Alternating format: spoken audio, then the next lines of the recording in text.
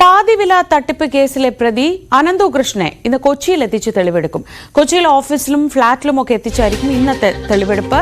Custody കാലാവധി നാളെ അവസാനിക്കുന്ന സാഹചര്യത്തിൽ പരമാവധി തെളിവുകൾ ശേഖരിക്കുക എന്നതാണ് അന്വേഷണ സംഘത്തിന്റെ തീരുമാനം. ഡാനി പോൾ വിവരങ്ങളുമായി. Dani, good morning. ഈ നാളെ ഇപ്പോൾ കസ്റ്റഡി കാലാവധി അവസാനിക്കുകയാണ്. അതിനു മുൻപ് ഇതിന്റെ ഒരു എല്ലാ തട്ടിപ്പും ഈ സംസ്ഥാനത്തുടനീളം പല ഭാഗങ്ങളായി നടന്ന തട്ടിപ്പിന്റെ ഒക്കെ എന്തായാലും കിങ് പിൻ എന്ന് പറയുന്നത് അനന്തുവാണ്. അനന്തു തന്നെയാണ് തെളിവുകൾ തരേണ്ടത്, എവിടെയൊക്കെ എത്രയൊക്കെ എങ്ങനെയൊക്കെ എന്നുള്ളത്. അത് നാളത്തേക്ക് പൂർത്തീകരിക്കാനാവുമെന്ന് അന്വേഷണ സംഘം പ്രതീക്ഷിക്കുന്നുണ്ടോ?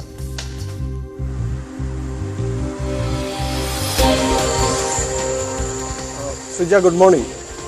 ഈ പാതിവില തട്ടിപ്പ് കേസിൽ ഇപ്പോൾ അന്വേഷണ ഉദ്യോഗസ്ഥരെ സംബന്ധിച്ചിടത്തോളം ഒരു പ്രതിസന്ധി എന്ന് പറയുന്നത് ഈ അനന്തകൃഷ്ണനെ എവിടെയെല്ലാം കൊണ്ടുപോകാൻ കഴിയും തെളിവെടുപ്പിനെന്നാണ്. കാരണം സംസ്ഥാനത്തെമ്പാടുമായിട്ട് വലിയ രീതിയിലുള്ള ഒരു പരാതികളെല്ലാം പല ഭാഗങ്ങളിൽ തന്നെ ഉയർന്നു വരുന്നു എന്നുള്ളതാണ്. കാരണം ഇതിൽ നിശ്ചയിച്ച സമയത്തിൽ തെളിവെടുപ്പ് പരമാവധി തെളിവെടുപ്പുകൾ പൂർത്തിയാക്കുക എന്നത് മാത്രമാണ്. ഇതിൽ എങ്ങനെയൊക്കെ ആർക്കൊക്കെ എന്നുള്ളതിൽ ഏറ്റവും വലിയ ഗുരുതരമായ ചോദ്യം ആർക്കൊക്കെ പണം നൽകി ഇതിൻ്റെ ഒരു തുക നൽകി എന്നത് സംബന്ധിയായ കാര്യങ്ങളിൽ തന്നെയാണ്. കാരണം കഴിഞ്ഞ ദിവസങ്ങളിൽ തന്നെ അനന്തകൃഷ്ണൻ പല പേരുകളും വെളിപ്പെടുത്തുമ്പോൾ അതിൻ്റെ ഉണ്ടാക്കുന്ന പ്രകമ്പനങ്ങൾ ചെറുതല്ല, വലിയ രീതിയിൽ തന്നെ അത് ചർച്ചയാവുന്നുണ്ട്. പലരും അതിനോട് പ്രതികരിച്ചവർ പല രീതിയിൽ തന്നെ അതിന് വ്യാഖ്യാനങ്ങൾ ഉണ്ടാക്കുന്നു എന്നെല്ലാം പറയുമ്പോൾ ഈ തട്ടിപ്പ് വലിയ രീതിയിൽ നടന്നു എന്നത് വാസ്തവമായ ഒരു കാര്യം തന്നെയാണ്. ഏതാണ്ട് 1000 കോടിയോളം രൂപയുടെ അടുത്ത് ഒരു ഇത് ലക്ഷ്യമിട്ടാണ് ഇവർ ഇറങ്ങിയത്. ഇയാൾ ഈ ഒരു രീതിയിലേക്ക് ഇറങ്ങിയതെന്ന് തന്നെയാണ് ആ പോലീസ് കണക്കുകൂട്ടുന്നത്. കാരണം അത്രമേൽ പരാതികൾ പലയിടങ്ങളിൽ നിന്നുമായിട്ട് തന്നെ ഉയരുന്നുണ്ട്. പല രീതിയിലേക്ക് ആളുകൾക്ക് പണം വീതിച്ചു നൽകി എന്നുള്ളൊരു ആക്ഷേപവും എല്ലാം തന്നെ നിലനിൽക്കുകയും ചെയ്യുന്നു. എന്തായാലും പോലീസ് അതിൻ്റെ പിറകെ തന്നെയാണ്. ക്രൈംബ്രാഞ്ചിന് അന്വേഷണം കൈമാറുന്നുണ്ട്. അതിൻ്റെ ഉത്തരവ് വരും ദിവസങ്ങളിൽ തന്നെ പുറത്തിറങ്ങും. അതിനു മുൻപ് പോലീസിൻ്റെ കയ്യിലുള്ള ഇപ്പോഴുള്ള തെളിവുകൾ കൂടുതൽ സമാഹരിക്കാൻ തന്നെയാണ്, അതിൻ്റെ ഒരു വസ്തുതകളിലേക്ക് പോകാനാണ് പോലീസ് ശ്രമിക്കുന്നത്. ഈ അനന്തകൃഷ്ണനെതിരെ തന്നെ എറണാകുളം ജില്ലയിലേക്ക് വരികയാണെങ്കിൽ തന്നെ ഇവിടെ പല മേഖലകളിലും പരാതിയുണ്ട്. കഴിഞ്ഞ ദിവസങ്ങളിൽ പറവൂരിൽ മാത്രമായിട്ട് ഏതാണ്ട് 500-ലധികം പരാതികൾ വന്നിട്ടുണ്ട്. അതിൽ 4 കേസുകൾ രജിസ്റ്റർ ചെയ്തിട്ടുണ്ട്. അങ്ങനെ ഓരോ ദിവസവും പരാതികളിലേക്ക് വരികയാണ്. ആലുവയിലേക്ക് വരുമ്പോൾ അവിടെയും പരാതികൾ വന്നിരിക്കുന്നു. അവിടെ ജനസേവാ സമിതി ട്രസ്റ്റ് ഭാരവാഹികൾക്കെതിരെയും ആ കേസ് എടുത്തിട്ടുണ്ട്. കാരണം അവരെ ഉപയോഗിച്ചുകൊണ്ട് അവർ തിരിച്ച് അനന്തകൃഷ്ണനെതിരെയും പരാതി നൽകിയിട്ടുണ്ട്. കാരണം അവരെ ഉപയോഗിച്ചുകൊണ്ട് ഈ രീതിയിൽ തട്ടിപ്പിനെ അവരെ മറയാക്കുന്നു എന്ന രീതിയിൽ അവരുടെ ഒരു പരാതിയും നൽകിയിട്ടുണ്ട്. അങ്ങനെ വിവിധ കോണുകളിൽ ഇയാൾക്കെതിരെയുള്ള ഒരു പരാതികളുടെ ഒരു പ്രളയം തന്നെയാണ് പലയിടത്തു നിന്ന് വരുന്നത്. ഒപ്പം ഈ പദ്ധതിയുടെ ഗുണഭോക്താക്കളാകാൻ നിന്നിരുന്നത് സാധാരണക്കാരായ സ്ത്രീകളെല്ലാമാണ്. കാരണം ഇത് സ്ത്രീകളുടെ ഒരു ഉന്നമനം ലക്ഷ്യമിട്ട്, ശാക്തീകരണം ലക്ഷ്യമിട്ട് എന്നുള്ള രീതിയിൽ പല ഓമന പേരുകളിലുമാണ് ഇത്തരം ഈ പദ്ധതികൾ അവതരിപ്പിക്കുകയും ചെയ്തത്. 2 വീലറിന് പുറമെ പിന്നീട് അത് ലാപ്ടോപ്പിലേക്ക് മാറുന്നു, തയ്യൽ മെഷീനിലേക്ക് മാറുന്നു. അങ്ങനെ ഇതിൻ്റെ ഒരു വിസ്തൃതമാവുകയായിരുന്നു ഈ തട്ടിപ്പിൻ്റെ ഒരു മേഖല എന്ന് പറയുന്നത്. അപ്പോൾ വലിയ രീതിയിൽ പണം സമാഹരിക്കാൻ തന്നെ ലക്ഷ്യമിടുന്നു.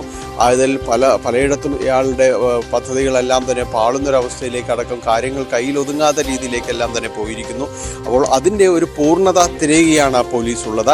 ഇന്നിപ്പോൾ കൊച്ചിയിലേക്ക് എത്തിക്കുമ്പോൾ കൊച്ചിയിലെ ഫ്ളാറ്റിലും അതോടൊപ്പം തന്നെ കൊച്ചിയിലെ ഓഫീസും കേന്ദ്രീകരിച്ച് തന്നെയാണ് പലതിനും ഇയാൾ രേഖകളടക്കം സൂക്ഷിച്ചിരുന്നു. പലർക്കും പണം നൽകിയതിൻ്റെ രേഖകൾ, അങ്ങനെ പല കാര്യങ്ങളുടെ കൃത്യമായ വിവരങ്ങൾ ഉണ്ടായിരുന്നു എന്നത് പോലീസിന് കുറച്ചുകൂടി എളുപ്പമാക്കുന്നുണ്ട് കാര്യങ്ങളെങ്കിലും. പക്ഷേ ഇതിൽ പണം നൽകിയവരെ മുഴുവനായിട്ട് തന്നെയും ചോദ്യം ചെയ്യേണ്ടി വരുമെന്നത് തന്നെയാണ്. കാരണം എങ്കിൽ മാത്രം ഇത് പൂർത്തിയാക്കാനായിട്ട് കഴിയുള്ളൂ.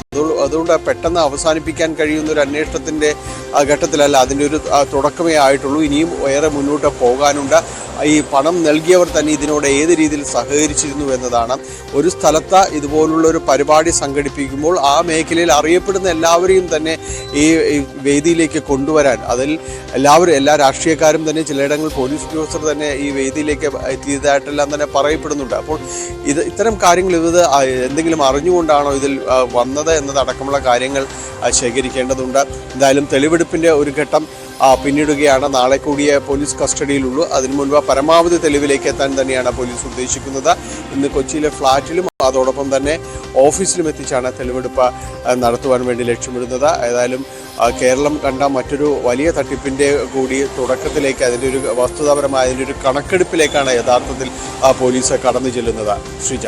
ഡാനി, പോലീസിന് യഥാർത്ഥത്തിൽ അതിൻ്റെ ഒരു ശരിക്കുമുള്ള വ്യാപ്തിയിലേക്ക് ഇറങ്ങി ചെല്ലാൻ കഴിഞ്ഞിട്ടുണ്ടോ? കാരണം ഇപ്പോൾ നമുക്കറിയാവുന്നത് പരാതിയുമായി മുന്നോട്ട് വന്ന ആളുകളെ കുറിച്ച് മാത്രമാണ്. ഒരുപാട് പേർ ആ പരാതിയുമായി മുന്നോട്ട് വരാൻ കഴിയാത്തവരുണ്ട്, അല്ലെങ്കിൽ ഇത് കേരളത്തിന്റെ പല ഭാഗത്തും നടന്നിട്ടുണ്ട്. ഒരുപക്ഷെ ഇനി വരും ദിവസങ്ങളിലും ഇതിൽ കൂടുതൽ പരാതികൾ വന്നേക്കാം. പക്ഷേ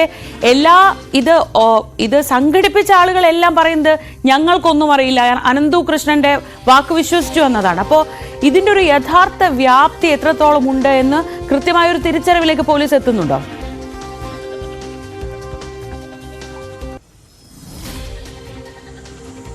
ശ്രീജ, അത് കൃത്യമാണ് ആ ചോദ്യം. കാരണം അതിലേക്ക് എത്താനായിട്ട് ഇപ്പോഴും പോലീസിനെ കഴിയുന്നുണ്ടോ എന്ന കാര്യത്തിൽ സംശയം ബാക്കി നിൽക്കുന്നുണ്ട്. ഓരോ ദിവസവും ഓരോ മേഖലകൾ കേന്ദ്രീകരിച്ചാണ്. ഒരു ജില്ല എന്ന് പറയുമ്പോൾ ഒരു ജില്ലയിൽ നിന്ന് വന്ന പരാതികൾ എന്ന് പറയാൻ പറ്റും. ഇപ്പോൾ എറണാകുളത്തേക്ക് വരികയാണെങ്കിൽ ഇവിടെ പറവൂരിൽ നിന്ന്, തൊടുപുഴയിൽ നിന്ന്, മൂവാറ്റുപുഴയിൽ നിന്ന്, ഏലൂർ മേഖലയിൽ നിന്ന്, ഇവിടെ നിങ്ങളെല്ലാം എല്ലായിടത്തു നിന്ന്, ആലുവയിൽ നിന്ന്, അങ്ങനെ ഒരു ജില്ലയുടെ പല കോണുകളിലും പരമാവധി പേരിലേക്ക് ഈ കാര്യങ്ങൾ എത്തിയിട്ടുണ്ട്. പലരും തന്നെ ആദ്യഘട്ടത്തിൽ ഇത് നല്ല രീതിയിൽ ടൂ വീലർ കാര്യങ്ങൾ, ഇരുചക്ര വാഹനങ്ങൾ, പാതിവിലേക്ക് പലയിടത്തും നൽകിയതായിട്ട് പറയുന്നുണ്ട്. അപ്പോൾ അങ്ങനെ കൂടുതൽ പേരിലേക്ക് വിശ്വാസ്യത എത്തിയിട്ടുണ്ട്, പലയിടങ്ങളിലേക്ക് പോയിട്ടുണ്ട്.